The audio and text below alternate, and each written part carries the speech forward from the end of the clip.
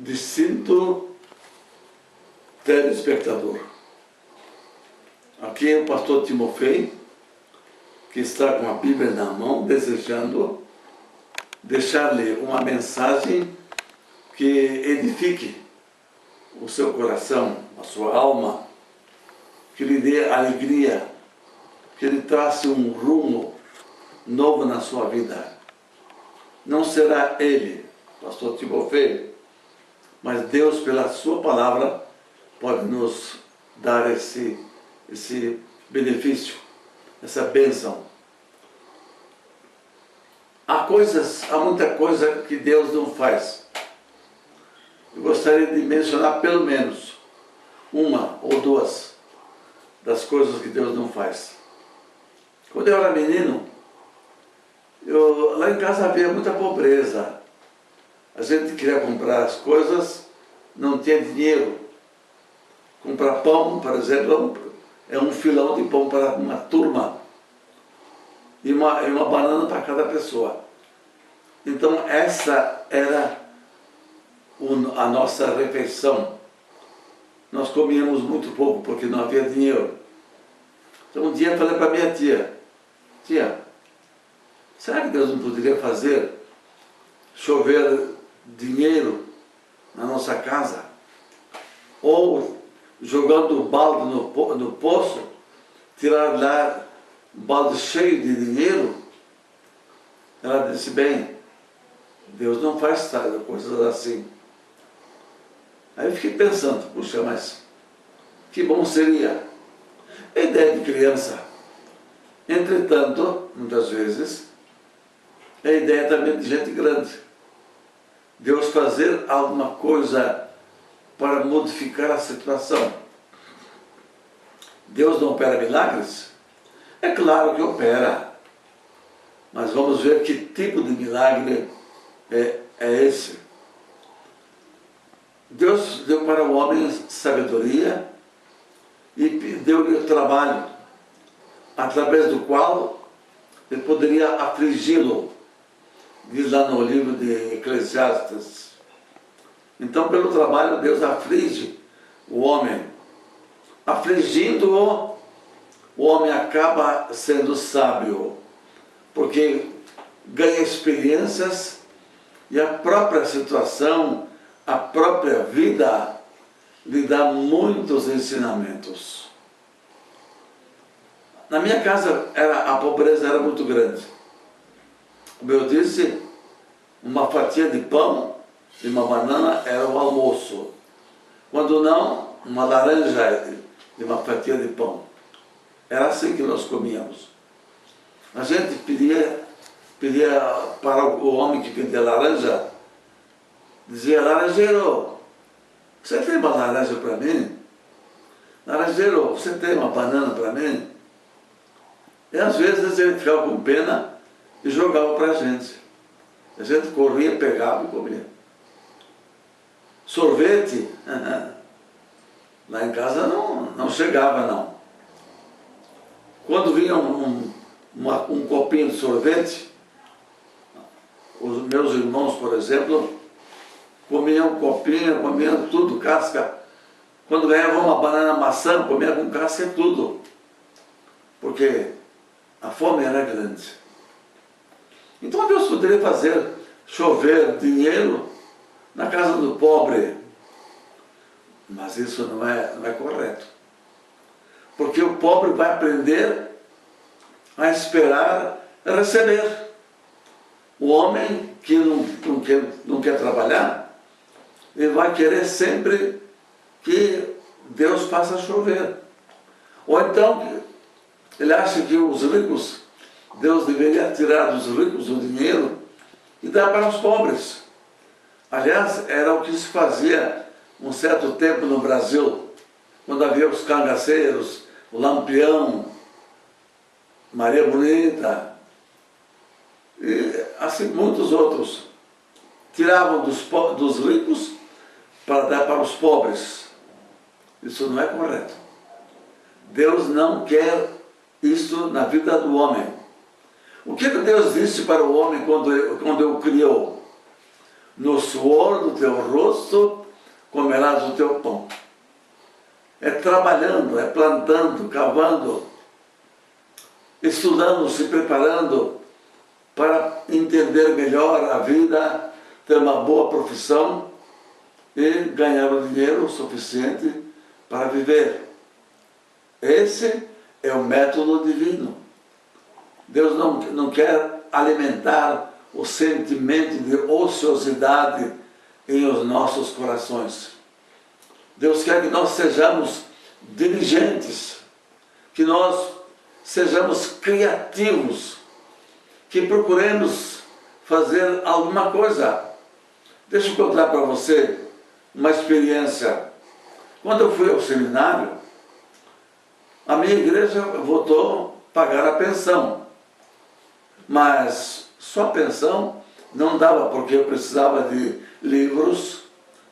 Aos domingos eu tinha que viajar, às vezes longe para a igreja, tinha que pagar o bonde, e dinheiro não existia no bolso. Fiquei pensando, vou fazer alguma coisa. O que eu vou fazer? Ah, já sei. Eu disse para um colega, para o Rubens Andriman, Rubens, você sabia que eu sou barbeiro? Eu nunca tinha cortado o cabelo de ninguém. Ele disse, então corta meu cabelo. Eu falei, senta aí. Ele sentou, eu cortei, depois ele pegou o espelho, olhou, mas sabe que está bom? Gostei. Eu falei, bom, agora a próxima é pago. Veio o Ismael Ferreira Pinto, disse, eu também quero. Senta aí. Sentou, cortou o cabelo dele. Gostou, mas também só foi aquela vez. Quando eu já era pastor, a igreja que eu pastoreava não compreendia muito bem o dever de sustentar o obreiro, a quem havia convidado para ser o ministro da palavra, cuidar das ovelhas, dar todo o tempo. Mas não entendia que devia dar uma boa gratificação. Aliás, não era bem gratificação, era um salário. Quando eu comprava uma cadeira, alguém passando olhava lá, sim, o pastor está com uma cadeira nova, com o dinheiro da igreja. Infelizmente, essa é a mentalidade de ainda muitas pessoas, que não entendem que o dinheiro é um meio, não é uma finalidade para a vida, é um meio para se adquirir alguma coisa boa. E eu então, quando tinha a oportunidade de responder, eu dizia, essa cadeira eu comprei com meu dinheiro. Aquele dinheiro que eu recebi da igreja não era presente, não. Era pagamento de um trabalho prestado à causa de Deus, prestado à igreja.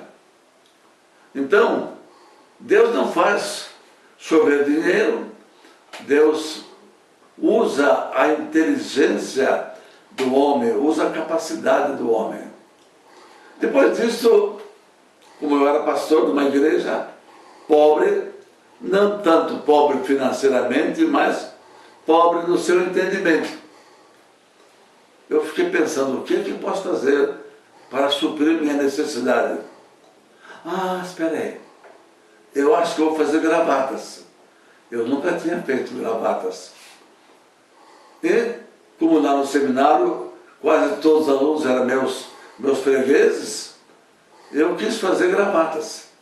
Desmanchei uma gravata, comecei a fabricar a minha maneira.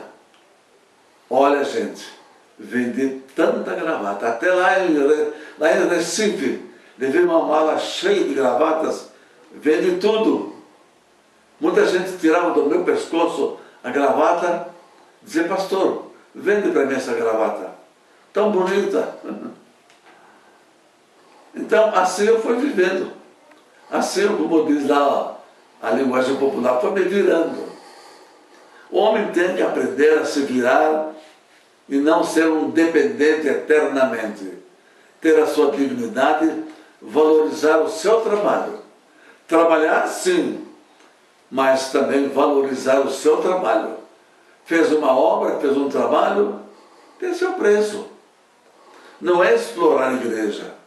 O próprio Jesus Cristo, nosso Senhor, disse na segunda carta aos Coríntios, capítulo 9, digno é o obreiro do seu salário. Não amarreis a boca do boi quando ele está debulhando. O boi trabalha, o boi precisa comer, senão não pode trabalhar. É o seu merecimento. Trabalhou, recebeu o seu alimento. Então, aquele que trabalha na causa de Deus, não importa se é pastor, se é professor, se tem outro serviço na causa do Senhor, então tem que trabalhar com amor, com dedicação, com desvelo, para que tudo que fizer possa ser apreciado, que as pessoas que comprarem gostem, sintam-se abençoados por aquilo que compraram. Assim foi a minha vida. Você pode dizer, mas o que tem a ver com a sua vida, pastor? O senhor foi assim, eu sou diferente. Bem, o meu desejo é ensinar aqueles que estão iniciando na vida cristã, ou no ministério pastoral, ou algum outro trabalho na vida, e trabalhando no suor do rosto, com sabedoria, com inteligência, nós poderemos ganhar o nosso pão dignamente e glorificar o nome de Deus. Jesus Cristo trabalhou, ele era carpinteiro e devia ser um bom carpinteiro. Devia ter feito muitas mesas, muitas camas, muitas cadeiras, para muita gente ser abençoada. Ele fez isso. Ele sabia muito bem o que é o trabalho. Ele sempre trabalhou para ganhar o sustento. O apóstolo Paulo trabalhou também, porque ele sabia que as novas igrejas não tinham condições de sustentá-lo. Então ele ensinou que dando é que se recebe. Paulo foi um grande homem de Deus, um homem que dependeu muito de Deus, mas também dependeu das suas mãos. Ele disse, essas minhas mãos me serviram. Deus nos deu as mãos para nos servirem.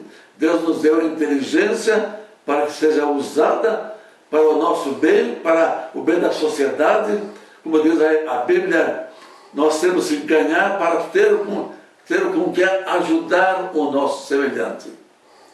Prezado amigo telespectador, estou dando essas dicas, estou contando essas experiências para estimulá-lo, dizer que Deus está pronto para abençoá-lo, desde que você seja diligente. Deus o abençoe e que essa mensagem possa ter contribuído para o seu bem na vida cristã, na vida profissional, e que você seja uma bênção e que não procure a bênção de Deus somente, porque muita gente não quer Deus, mas quer a bênção de Deus, e Deus não gosta disso. Que Deus o ajude para que você seja uma bênção para o seu semelhante, para você mesmo e para a causa de Deus, para a sociedade.